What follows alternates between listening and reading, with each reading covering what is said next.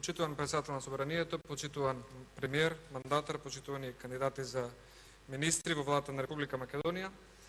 Ќе бидам краток и ќе кажам неколку причини зашто сметам дека оваа влада ја заслужува поддршката на парламентарното мнозинство. Првата и најголемата причина е затоа што владата и незиниот избор е резултат на изборната волја на граѓаните на Република Македонија. Тоа е легитимна волја на народот, искажана на демократски избори, и таа изборна волја секој политичар, без разлика дали припаѓа на владачкото мнозинство или на опозиционите партии, треба да ја почитува.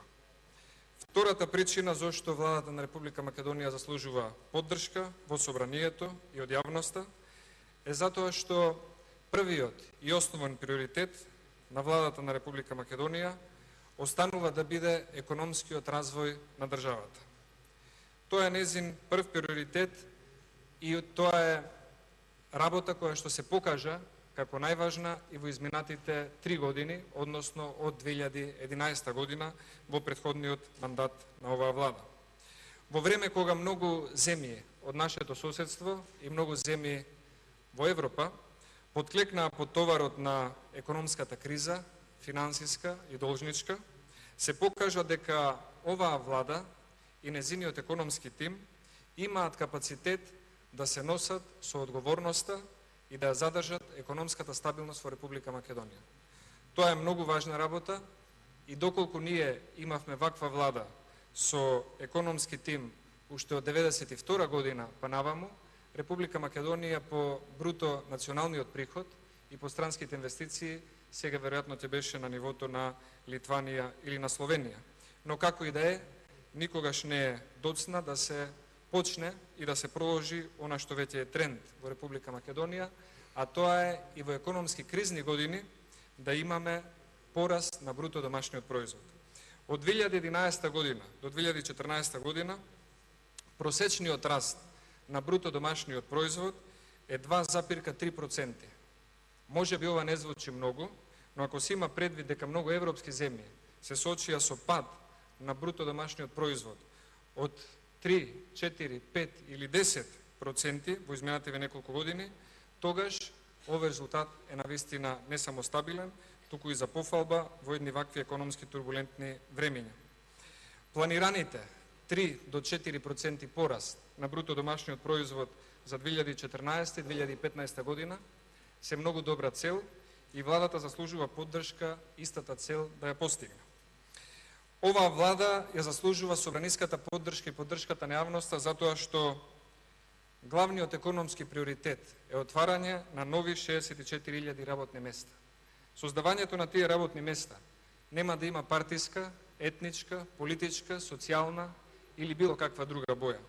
Тоа ќе бидат нови работни места за македонското стопанство, за македонските граѓани, за оние кои што се квалификувани, за оние кои што ќе имаат прилика да искористат таа шанса, а со тоа да се вклучат и во овој планиран развој на Република Македонија. Оваа влада заслужува поддршка затоа што невработеноста, која што ја затекна во 2006 година, беше 38%. Во 2011 година, после повеќе економски кризни години во Европа, невработеноста во Македонија падна на 31,4%. За денеска, првиот квартал на 2014 година, да имаме невработеност од 28,4%. Овој тренд на намалување на невработеноста на еден реален начин и со привлекување на странски инвестиции е недобрата основа да веруваме и да работиме дека истиот ќе продолжи во следните 4 години, за да се постигне целта за намалување на невработеноста до 22%. Оваа влада заслужува поддршка заради тоа што успеа да привлече странски инвеститори за кои што до пред 5-6 години не ни знаевме дека постоеле, како Джонсон Мети, Джонсон Контролс, Техно Хозе, Дрекслер Мајер, Кромберг Шуберт и многу други. И заради најавените нови странски инвестиции во Охрид, во Кичево, во Велес, во Тетово, во Ранковце, во Скопје, во Кочани и во многу други општини. Оваа влада заслужува поддршка и заради отпочнатите капитални проекти кои што ќе бидат не само трајна инвестиција во Република Македонија, туку и дел од незиниот стопански развој. Тоа се автопатот Демиркапија Смоквица, започнатата изградба на автопатот Кичија-во Охрид со делница Требениште-Струга и автопатот Скопје-Свети Николе-Штип. Ваквиот состав на владата заслужува поддршка и заради незиниот пристап кон меѓуетничките односи, заради умерениот, сериозен и одговорен однос кон оваа за Македонија суштинска потреба овие меѓуетнички односи да бидат предмет на една сериозност и посветеност. Тоа не е лесна тема и ние видовме дека во изминативе неколку години поединци, некога за жал и организирани групи, кои што случајно или намерно не им мислат добро на државата и работат на нејзина дестабилизација, создадоа одредени инциденти и проблеми, кон кои што владата со сета своја сериозност и одмереност пристапи стабилно и истите ги решаваше преку кризен менеджмент, со што им беше даден главниот збор на институциите на системот. На крајот би сакал да кажам дека оваа влада заслужува поддршка затоа што и премиерот и кандидатите за министри имаат способност да ја добијат и да ја оправдаат довербата на гласачите, имаат капацитет да создадат програма и за истата да стојат и да поднесат отчет.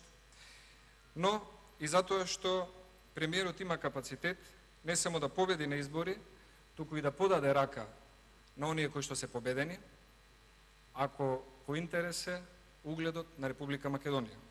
И сметам дека подадената рака и отворениот политички диалог со политичките сили кои што ги бараа изборите во 2014 година е нешто што на Република Македонија е потребно и нешто за што се надевам дека ќе вроди со плод и успех.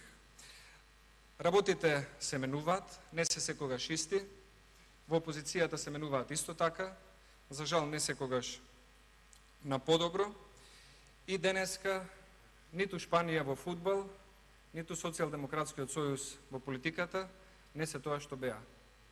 Направија многу грешки и некој отпадна од надпреварот. Но како и да е, ако е во интерес Република Македонија, државните интереси, углед на нашата држава, сметам дека политичкиот диалог, изборот на оваа влада, составот на собранието треба да биде цел која што ќе ги оправда и довербата и очекувањата на граѓаните на Република Македонија. Благодарам.